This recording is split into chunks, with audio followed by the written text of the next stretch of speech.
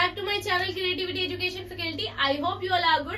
Well students, ये आपकी video you already know about it कि हम एमओ जामिया एंट्रेंस एग्जाम की प्रिपरेशन कर रहे हैं। आज क्लास 9 का चैप्टर नंबर 2 कवर करा रही हूँ मैं, साइंस का रिप्रोडक्शन इन एनिमल प्लांट्स वाला रिप्रोडक्शन का फर्स्ट चैप्टर हम कवर कर चुके हैं। बहुत ज्यादा डीपली समझाया, थ्री पार्ट से उसके कम से कम मैंने अच्छे तरीके से आपको वहाँ एक्सप्लेन करा है। ये भी आपका पार्ट 2 है वीडियो का, जहाँ मैं पार्ट 1 में मैं आपको पढ़ा चुकी हूँ बेटा।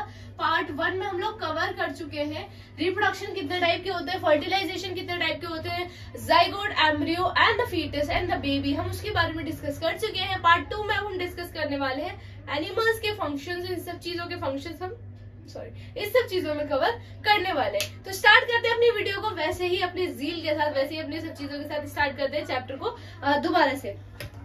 हाँ जी बेटा, तो आगे हमने फीटस तक कंप्लीट कर लिया था। आगे हम पढ़ते हैं viviparous animal and oviparous animal, जो कि हमने थोड़ा बहुत पढ़ा है। अब हम थोड़ा डीपली पढ़ने वाले हैं इस चैप्टर को और अच्छे से।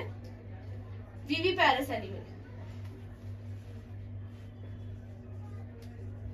Most of the students no about it, क्योंकि क्लास 8 में इसके बारे में डिस्कशन हो चुका है। विविपेरस एनिमल क्या होते हैं? The animal which give birth to young ones, ठीक है। और ओविपेरस क्या होता है? ओविपेरस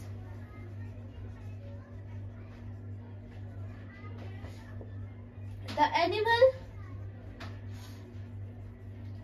which lay eggs, उसको हम बोलते हैं ये। उसके बाद बात करते हैं एक और है मेटामॉर्फोसिस,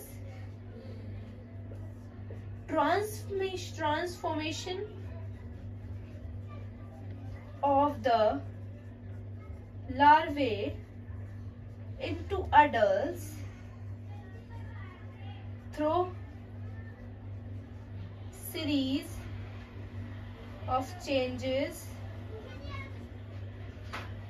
is called मेटामॉर्फोसिस। देखिए बेटा क्या है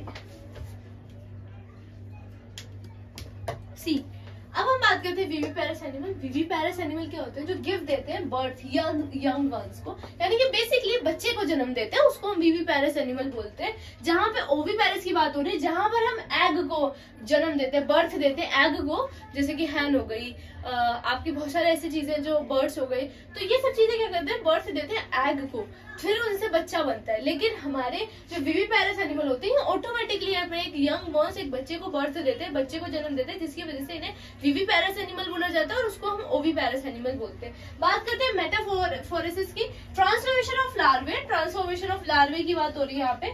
वो अडल्ट में चेंज हो जाता है, मतलब जो अंडा था, एग था, वो अडल्ट में चेंज हुआ, उसी चीज को मेटामॉर्फोसिस बोलते हैं। यानी कि जो अंडा जन्म दिया था वो चेंज हुआ एक एडल्ट में, धीरे धीरे करके बच्चा बना, उसी चीज को मेटामॉर्फोसिस बोलते हैं। बात करते हैं बडिंग। बडिंग हमने पढ़ा है, बडिंग हमारा क्लास 8 में काफी अच्छा टॉपिक है, जहाँ पे उसको डायग्राम के साथ अच्छे से कन्वर्ट कराया गया। Budding is asexual reproduction. Budding जो है वो आपका एक एसेक्सुअल रिप्रोडक्शन है। Asexual reproduction we already discuss about in the first video, वो देख लेना अच्छे से। तो वो एक असेक्सुअल रिप्रोडक्शन में काउंट होता है। इंडिविजुअल डेवलप्स बर्ड, यानी कि जो बर्ड्स होती है वो इंडिविजुअली डेवलप्ड होती है। बेसिकली ये है आपकी बडिंग, ठीक है। सपोज मेरी डायग्राम पे शक मत करना, छोटा सा आता है यहाँ पे।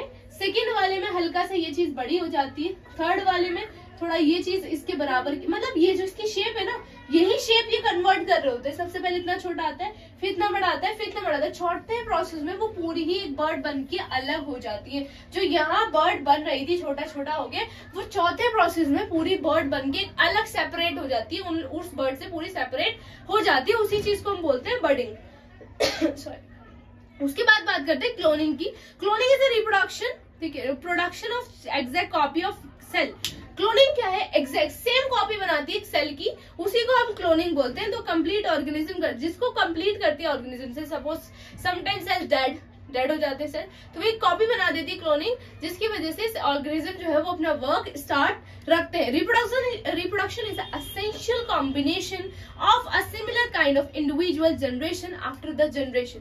रिप्रोडक्शन सेम ही काम कर रहा है जनरेशन बाय जनरेशन। 5 साल पहले भी वही जनरेशन, 5 साल बोलियो, 10 साल, 15 साल, 20 साल चले जाओ, reproduction is the same, now reproduction is the same, after 10 year reproduction is the same. तो इसका कॉम्बिनेशन जो जनरेशन बाय जनरेशन चल रहा है इज द सेम थिंग्स, कुछ भी चेंजेस नहीं आए हैं रिप्रोडक्शन के अंदर। अब हम डिस्कस करने वाले हैं मेल रिप्रोडक्शन के बारे में। हम male reproductive organs, male reproduction के बारे में अब अच्छी तरीके से करेंगे नेक्स्ट वीडियो में। Stay happy, stay safe. Male reproduction then female reproduction, आपको सेपरेट वीडियो मिलेगी जिससे आप अपनी सब चीजें आराम से क्लियर कर पाओ। Stay safe, stay happy, bye bye.